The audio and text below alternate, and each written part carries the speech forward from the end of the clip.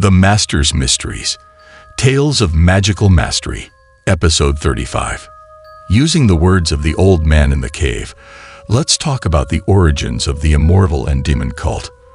But first, we need to start with the story of the long-haired monk. Speaking of the long-haired monk, he was not a practitioner of cultivation.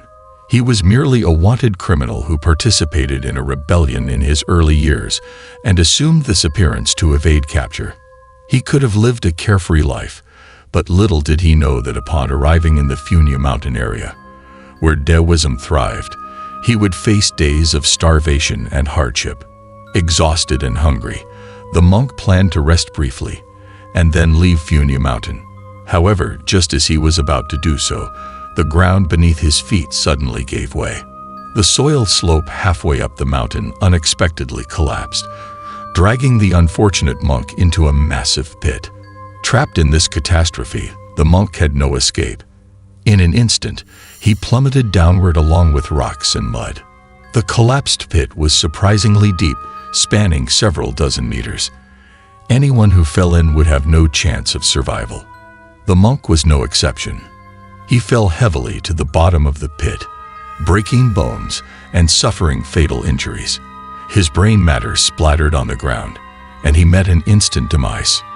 Yet, the fat monk's fresh blood trickled through the small grooves at the pit's bottom, eventually reaching a pitch-black, withered hand.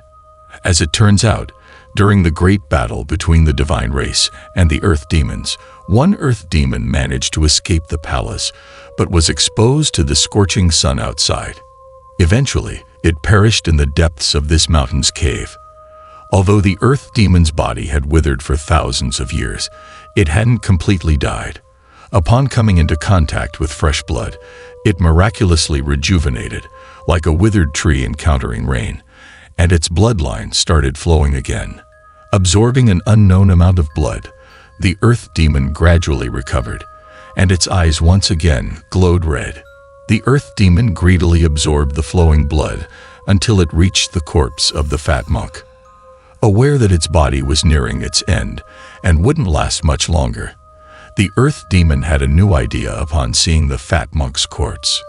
Unknown to all, within the cave of Funia mountain, a demonic cult that would claim the lives of thousands began to take root.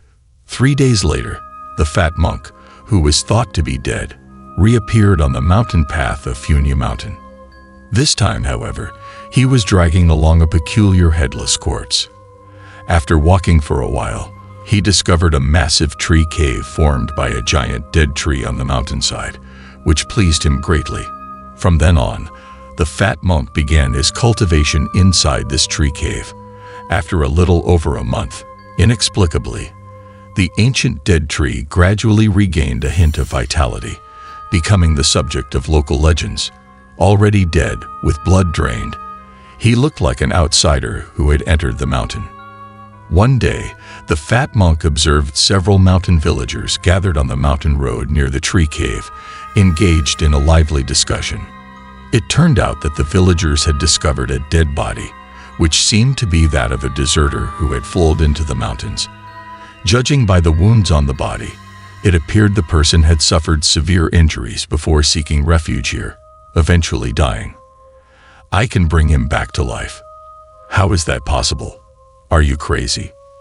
As the crowd debated, the fat monk approached and claimed he could revive the dead body. However, his words were regarded as the ramblings of a madman. How could a person who had already died be resurrected? He picked up the corpse. What are you planning to do? Ignore him. He's probably just a lunatic. Despite everyone's skepticism, the fat monk paid no attention and carried the corpse into his cultivation tree cave. May the compassion of Buddha and boundless Dharma power manifest in me, for I am the embodiment of Buddha in the human world. Following this, the events left the villagers dumbfounded as the dead body truly stood before them, alive and well. May the immeasurable divine Buddha guide all sentient beings. The fat monk's transformation astonished the people, and the news spread rapidly. In no time, hundreds of people gathered, coming to pay their respects daily. As fate would have it, at that time, a powerful earthquake shook the entire Funyu mountain area. The entire mountain range trembled violently. This earthquake not only caused many houses in Funyu town at the foot of the mountain to collapse, resulting in hundreds of deaths, but it also produced a thunderous roar within Funyu mountain. Following the deafening sound, a section of the mountain suddenly split open, forming a massive canyon. After the mountain split, people discovered a seated corpse deep within the crevice. Observing the corpse's attire, it appeared to be that of an ancient figure who had been dead for thousands of years. Yet the body had not decayed but remained vivid and lifelike, with flowing hair resembling a true immortal. At this moment, the fat monk, accompanied by the revived deserter he had saved, arrived at the entrance of the ancient corpse's cave. Judging from his demeanor, it seemed that the appearance of this ancient corpse was in line with the fat monk's intentions. Indeed, the fat monk proclaimed this to be the remains of an ancient earth immortal. He claimed that with sincere hearts, they could resurrect him and ascend together to become immortals and attain the Tao. This attracted even more people, with tens of thousands coming to worship the earth immortal. However, the behavior of the fat monk, now the cult's leader, became increasingly peculiar. He ordered his followers to throw all the deceased from their homes into the deep pit beneath the earth immortal's stone platform, claiming it was to nourish the immortals. Additionally, a palace for the cult was constructed around the earth immortal's body and the deep abyss. Every month, the fat monk selected dozens of people from the cult to individually worship the earth immortal. He would give these chosen followers a strange red pill, claiming that it would allow them to establish a connection with the earth immortal's will. Let me clarify. These pills were made from a special hallucinogenic herb, mixed with powder from the earth demon's desiccated quartz. Once consumed, these pills would induce a peculiar hallucinogenic state in the followers. In this state, their desires seemed to materialize, and they experienced a heightened sense of enjoyment. Through these pills, the followers would claim to have encountered the earth immortal, who took them on tours of the underworld. They described horrifying monsters, scorching heat, and bone-chilling cold. Everyone has sins. That is the place where one goes after death, and only devout followers who join the immortal cult can escape the sea of suffering and enter the Western Pure Land. Only the ancient earth immortal can help everyone ascend to the Western Pure Land. After years of cultivation, the demonic aura beneath the abyss had become extremely powerful, while the heavens' wrath array's power had gradually diminished. Chosen ones, ready to become immortals.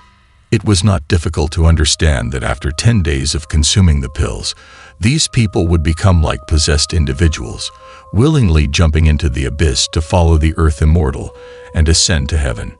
The bodies thrown in and the immortals who jumped in were all feeding the earth demon. This was done to increase the demonic aura beneath the abyss. The old man had foreseen this calamity thousands of years ago. If it continued, the earth demon would resurface. Through many years of operation by the immortal cult, the demonic aura beneath the abyss had become extremely strong. However, the power of the heavens' wrath array had weakened. But wasn't the heavens' wrath array established to suppress demons? Yes, but because of the excessive number of consumed corpses, the demonic aura had surged, and Liao Fengyi and Old Dao understood. However, they couldn't comprehend why the heavens' wrath array, with all its 7 foundations intact, would weaken like this. This is also bestowed by the leader of the Baifa Bixin sect. The old man sighed deeply and continued speaking. Originally, besides throwing corpses and using living beings to sacrifice and strengthen the demonic energy in the abyss, the leader of the sect also attached a god-slaying symbol to the corpses of those who did not need to ascend, to suppress the power of the array's eye. Your appearance has already been foreseen by the master thousands of years ago. At this moment, as the array is gradually weakening, the earth demon is about to be born.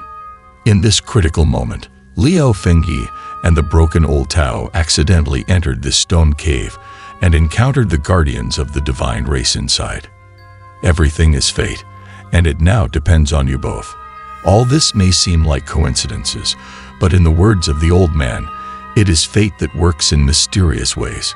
Hearing the old man's words, Liao Fengyi and the broken old Tao exchanged glances. They had long decided to exterminate the Baifa Bixin sect, but the current situation was indeed not optimistic. Senior, rest assured, even if we have to fight our way out, we'll continue. We are willing to take the mission.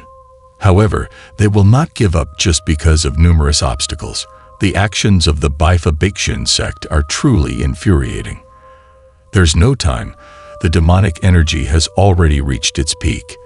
However, the old man said that if they rely solely on the two of them to attack the Baifa Bixin sect step by step, they definitely won't make it in time. The demonic energy in the abyss is surging, and the earth demon is about to be born. Then what should we do? It's not easy to break in. This left the two of them in a panic. They had only managed to defeat 3 out of the 5 guardians of the Baifa Bixin sect and almost lost their lives several times. They hadn't even entered the sect's underground palace yet. Don't worry. I will lend you a helping hand.